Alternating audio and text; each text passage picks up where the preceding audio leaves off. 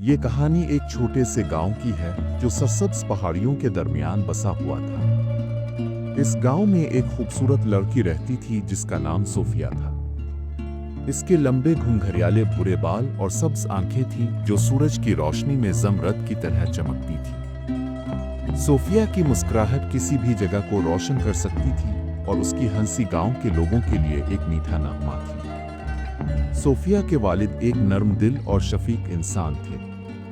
وہ اپنی بیٹی سے بے حد محبت کرتے تھے اور اس کی خوشی کے لیے دن رات محنت کرتے۔ وہ گاؤں کی ایک بیکری میں کام کرتے تھے اور صبح سے لے کر رات تک محنت کر کے صوفیہ اور اس کی ماں کے لیے روزی کماتے۔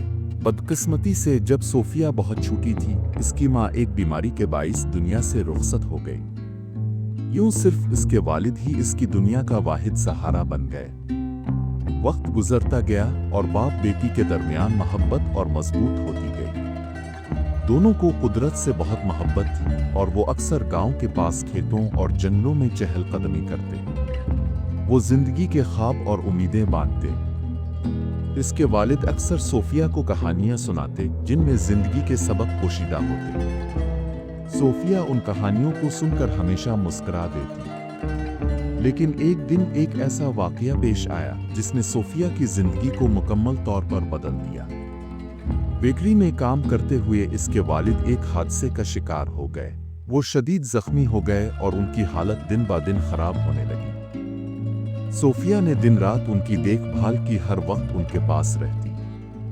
وہ ان کی دوا کھانے پینے اور ہر ضرورت کا خیال رکھتی۔ مگر قسمت کو کچھ اور ہی منظور تھا۔ گاؤں کے تمام حکیم اور معالج اس کے والد کے علاج میں لگے رہے، مگر ان کی حالت بہتر ہونے کے بجائے مزید بگڑتی گئی۔ صوفیہ اپنے والد کو بے بسی سے کمزور ہوتا دیکھتی رہی، لیکن کچھ بھی اس کے بس میں نہیں تھا۔ آخر وہ دن آ ہی گیا جب اس کے والد کی سانسیں تھم گئیں۔ ان کا ہاتھ صوفیہ کے ہاتھ میں تھا اور ان کی آخری نظر بھی اپنی بیٹی پر تھی۔ صوفیہ کا دل جیسے رک گیا ہو۔ اس کے آنسو رکنے کا نام نہیں لے رہے تھے اور پورا گاؤں اس کے والد کی جدائی میں غمزدہ تھا۔ سب نے مل کر صوفیہ کو دلاسا دیا، اس کا خیال رکھا۔ مگر صوفیہ کے لیے اپنے والد کی غیر موجودگی ایک ایسا زخم تھا جو کبھی نہیں بھر سکتا۔ وہ اکیلی رہ گئی تھی۔ زندگی اپنی رفتار سے چلتی رہی، مگر صوفیہ کے لیے وقت جیسے تھم چکا تھا۔ اس کی ہنسی جو کبھی گاؤں میں گونجتی تھی اب خاموش ہو گئی تھی۔ وہ اپنے والد کی یادوں میں جیتی رہی اور دنیا میں ان کے بغیر جینے کا طریقہ سیکھنے کی کوشش کرتی رہی۔ جیسے جیسے دن گزرتے گئے، صوفیہ اپنے والد کے بچھڑنے کے صدمے کو قبول کرنے کی کوشش کرتی رہی۔ وہ خود کو کھویا ہوا اور تنہا محسوس کرتی۔ ہر گزرتے دن کے ساتھ اس کے دل کا درد مزید گہرا ہوتا گیا۔ وہ اکثر اپنے چھوٹے سے گھر کے خالی کمروں میں بے مقصد گھومتی رہتی، جیسے اپنے والد کی کوئی نشانی، کوئی ہنسی یا کوئی آواز ڈھونڈ رہی ہو۔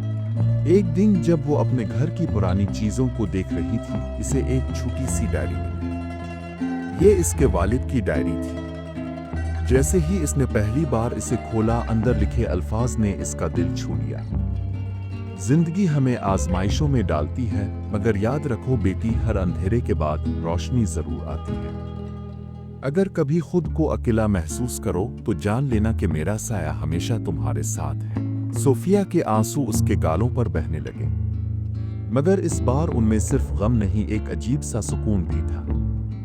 اس نے صفحات پلٹنے شروع کیے اور ہر لفظ میں اپنے والد کی محبت، ان کی نصیحتیں اور ان کی دعائیں محسوس کی۔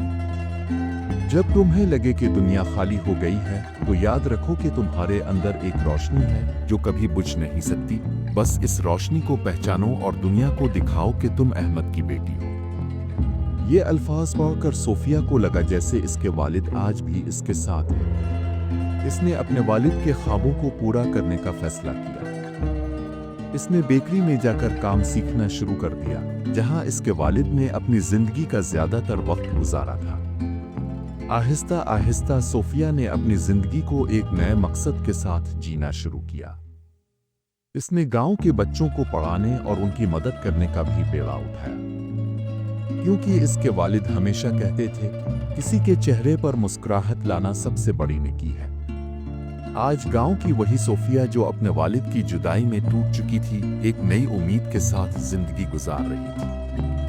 وہ جان چکی تھی کہ اس کے والد جسمانی طور پر اس کے ساتھ نہیں ہیں، مگر ان کی محبت، ان کی نصیحتیں اور ان کی یادیں ہمیشہ اس کے ساتھ رہیں گی۔ یہ کہانی ہمیں سکھاتی ہے کہ غم زندگی کا حصہ ہے، مگر امید اور ہمت ہی ہمیں آگے بڑھنے کا راستہ دکھاتی ہے۔